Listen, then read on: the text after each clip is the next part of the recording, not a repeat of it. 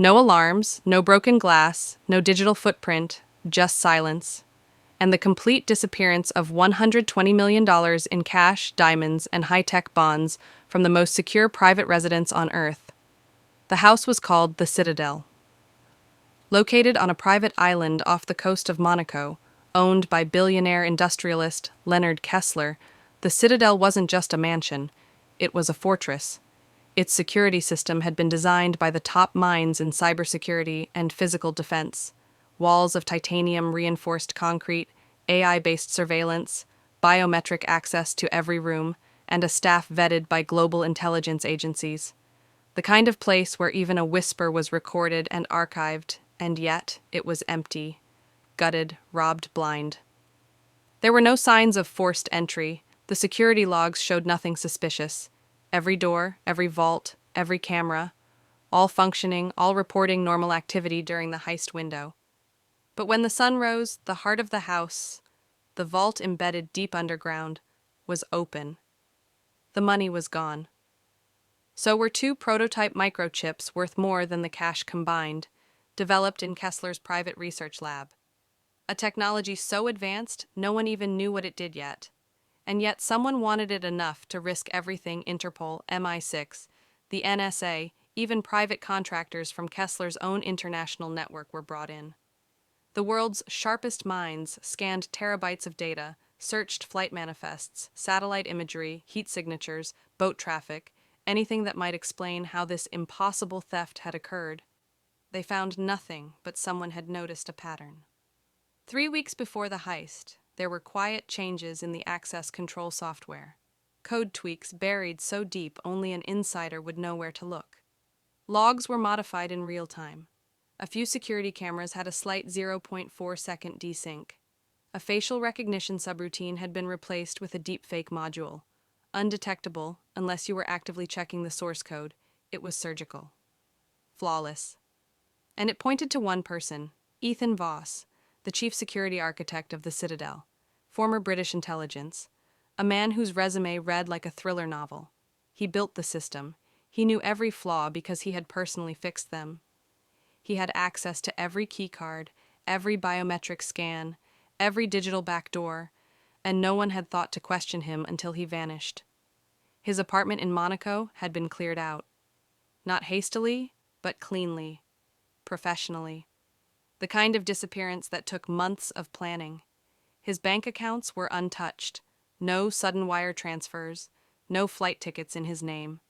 But in a rented locker at a storage facility in Marseille, investigators found a single item, a framed photograph of the vault room in the Citadel, taken from the inside, during the heist. On the back, scribbled in red marker, "Everything you protect is only as safe as the man guarding the gate." The message was clear. Ethan Voss hadn't broken in. He never had to. He was the gatekeeper, and he had walked right through. Now he was out there, somewhere, with enough wealth and technology to disappear forever, or worse, to sell it to the highest bidder. The chase had just begun. Detective Adrian Shaw stood at the edge of the vault, his jaw clenched, staring into the hollow nothingness where $90 million once sat in layered security. The Citadel had been breached again, and once more there were no fingerprints, no digital trails, no signs of forced entry. "Just like the last time, same ghost," someone muttered, but Adrian said nothing, because H already knew the ghost, and he was working right beside him. Miles away, seated inside the glass-walled task force command center, Julian Cross scanned multiple screens, a calm expression masking the storm beneath. He was one of the best digital forensics consultants in Europe, brought in to assist with the most sophisticated heist in modern history. Kessler's private team had handpicked him, Interpol trusted him, MI6 had once trained him, and the task force looked to him for answers, which was perfect, because he was the one who stole everything. Julian hadn't just pulled off the heist, he'd engineered the aftermath. Every security log he helped decrypt, he had personally planted. Every theory he debunked, he'd already tested. Each new piece of evidence the task force found, each clever twist they chased, he had orchestrated it all. He was 10 moves ahead. Every morning, he walked into the investigation room, surrounded by panicked agents, Half-crazed analysts and infuriated billionaires, they looked to him like he was their only hope. And every night he walked out smiling, knowing he had fooled them again. But it wasn't just about money anymore. That part had been easy. The real thrill, the real prize, was playing both sides, holding everyone's trust in one hand while staying invisible in the other. Still, there was one problem: Detective Adrian Shaw. Unlike the others, Shaw didn't idolize Julian. He didn't hang on his every word. He watched, quietly, closely. There was a calculation in Shaw's eyes, a cold intuition that made Julian slightly uncomfortable. Something he hadn't felt in years. Julian noticed it again that morning. "Found anything interesting, Cross?" Shaw asked casually, stepping up behind him at the command center. Julian smiled politely. "Just combing through badge access logs. Whoever this guy is, he's flawless. Left barely a trace." "Barely," Shaw echoed, staring at him just a second too long. Julian returned his gaze with a practiced ease, but a flicker of tension crept into his spine. Was Shaw bluffing? Or narrowing in back in his hotel suite that night, Julian opened a secure line on his private tablet, entering an 18-digit code that bypassed every traceable channel. On the other end, a shadowed voice answered. "Are they buying it for now?" Julian replied, voice low. "But Shaw, he's different. He doesn't believe in ghosts. Then make him believe," the voice said. "Or remove him." Julian sat still for a moment. Remove him. That was never his style, but if it came down to it, suddenly a notification flashed across his tablet. New device, logged in, command server number 3. Location, internal, task force network. His eyes narrowed. Someone had accessed the data trail he'd buried, the fake one he designed to mislead them. It wasn't random. It was someone testing him, testing the trap. Julian leaned back in his chair, a smirk creeping onto his face. So, Shaw had found a thread. Good. This just got interesting. He poured a glass of whiskey and stared out the window into the night. He was still in control, still ahead, but not by much. Because now, he wasn't the only one playing both sides. The room smelled like cold coffee, sweat, and stress. Interpol's high-security interrogation chamber in Geneva was built to break men. But Elias Mercer sat calmly under the harsh fluorescent light, his suit pristine, his tie perfectly knotted. He had just confessed, and no one believed a word. "I planned the heist alone," Elias said smoothly, looking straight into the eyes of the lead investigator. "No partners. No help. Every second was mine. I wanted to prove the best system in the world could be brought to its knees." Silence followed. Across the table, Agent Rana folded her arms. "You expect us to believe you bypassed 26 biometric security points, manipulated an AI surveillance system, and opened a temperature-sensitive vault. Alone?" Elias gave her a smile that danced on the edge of arrogance. "You already know I'm capable of it." She didn't flinch. "You're a security analyst, not a magician." "But I knew the system better than anyone," Elias replied, his voice calm but confident. "That's why I was hired. That's why your bosses trusted me. That's why the vault is empty." Behind the one-way mirror, senior officials watched closely.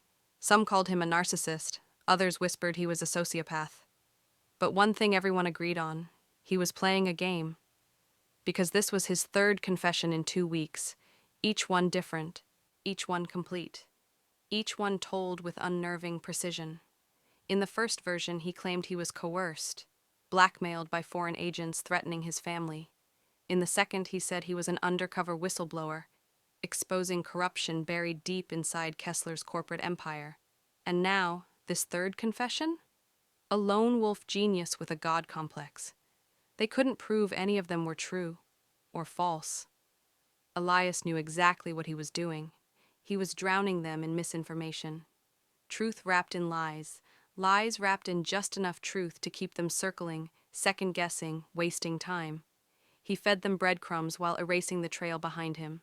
In truth, He hadn't just robbed the Citadel, he'd rewritten the script of the aftermath. Every fake login, every forged surveillance clip, every staged piece of evidence had been handcrafted to pull investigators down the wrong rabbit holes. He had weaponized confession. As Agent Rana slid a new folder across the table, Elias raised an eyebrow. "New theory?" he asked with a smile. "New proof," she said flatly. "A storage locker in Zurich, your fingerprints, contents match items from the vault." Elias paused for a half-second, then smiled wider. "That's clever, but not mine." "You're slipping," she said. "You want to be caught. Or I want you to think you're close," Elias said softly. "Because if you're focused on Zurich, maybe you'll miss what's happening in Prague." Her eyes narrowed. Back in his holding cell that night, Elias sat on the lower bunk, staring at the wall. He wasn't worried. He had already anticipated the Zurich locker being found. He'd planted it himself, 5 months before the heist. With just enough evidence to cast suspicion, just enough to distract them when the real move came. Outside, on a secure line, a private jet was waiting. And inside a different face, new passport, new identity, same smile, sat Elias's next life, ready to begin. They thought they had him. But every word he said in that room, every confession he gave, every calculated pause, wasn't for justice. It was a script. And they were all just playing their parts. 3 months. That's how long it had been since the Citadel heist rocked the world. $150 million, gone without a trace. Cash, diamonds, bearer bonds, and a classified microchip prototype stolen from what had been declared the most secure residence on Earth. No signs of forced entry, no security failures, just a vault that was full one night and empty the next morning. Interpol had launched a global manhunt. Private security firms swarmed the black market. Billionaire Leonard Kessler offered a $10 million reward for any clue. But no one had seen or heard a thing. The world assumed the fortune had been smuggled out, flown across borders, broken into pieces, lost in the shadows. They were wrong, because the treasure had never left the building. It had simply been hidden in plain sight. No one questioned the art. After all, the Citadel was known for its private collection, over 300 pieces of modern and classical artwork spread throughout its 52 rooms. Some were worth millions, some were replicas. To guests and security teams, they were just part of the decor. But to Rowan Vale, they were the perfect hiding place. Rowan wasn't a common thief. He was an artist of deception, a former conservator at the Louvre, a master of materials, restoration, and illusion. When he was recruited as a consultant to help digitize Kessler's art inventory months before the heist, no one saw him as a threat. They saw a quiet, soft-spoken expert. They never noticed the subtle swaps. The diamond-encrusted cufflinks, embedded behind a framed Rothko. A quarter of the cash, layered into the fabric of an enormous abstract tapestry, woven to match the original down to the thread count.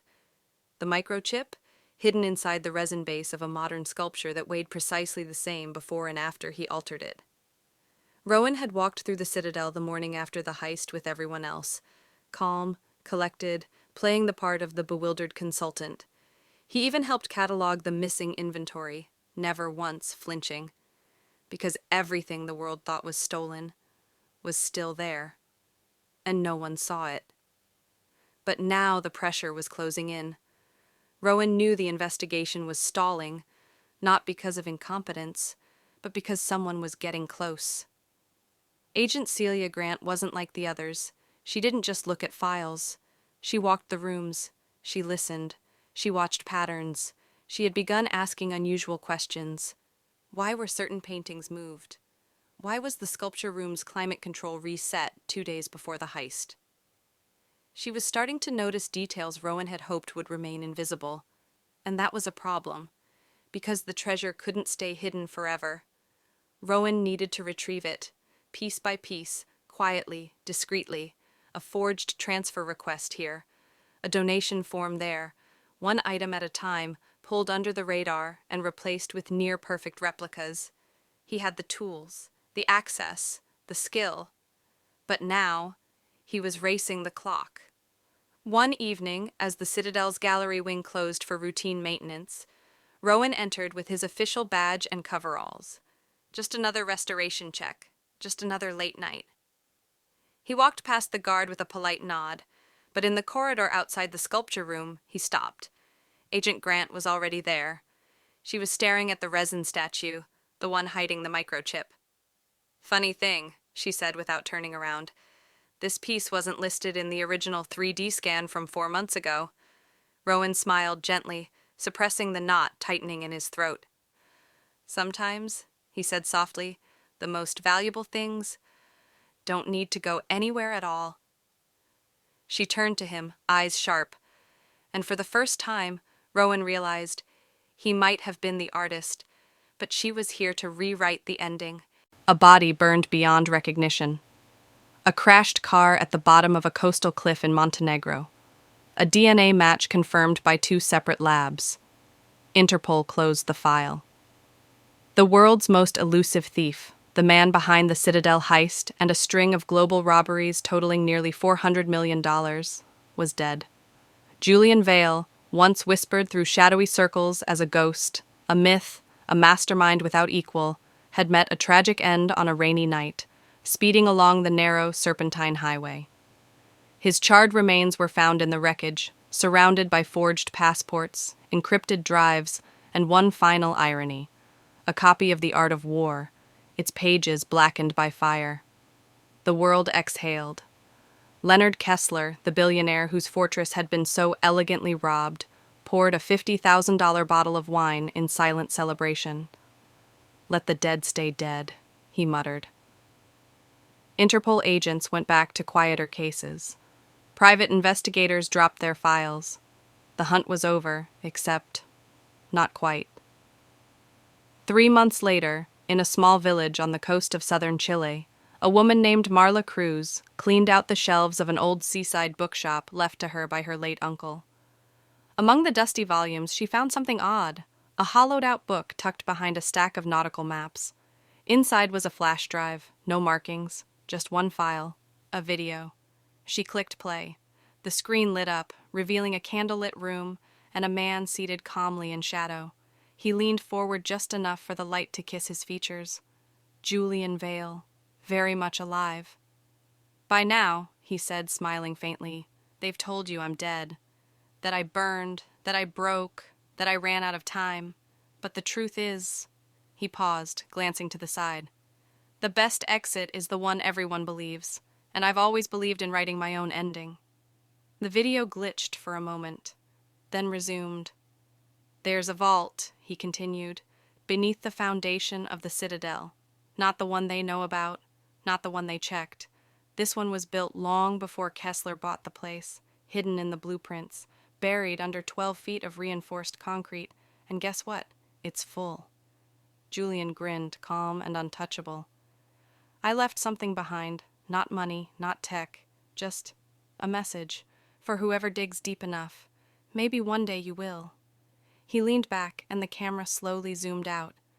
Behind him, barely visible on the wall, was a painting, an original from Kessler's stolen collection, one that was never recovered. A detail so small, most would miss it. Not the right eyes, though, not the right agents. The video ended. A week later, in Interpol's secure archives, Agent Celia Grant received a sealed envelope, no return address. Inside, a single photograph, the same image from the end of the video, the painting, the signature brushstroke in the bottom corner, and a handwritten note beneath it. "Dead men leave no messages. See you soon." J.V. Celia stared at it, her expression unreadable. She'd spent years chasing a ghost, thought she'd finally buried him. But now she wasn't so sure, because the endgame was never just about the heist. It was about escape, legacy, and control. And Julian Vale, he still had all 3.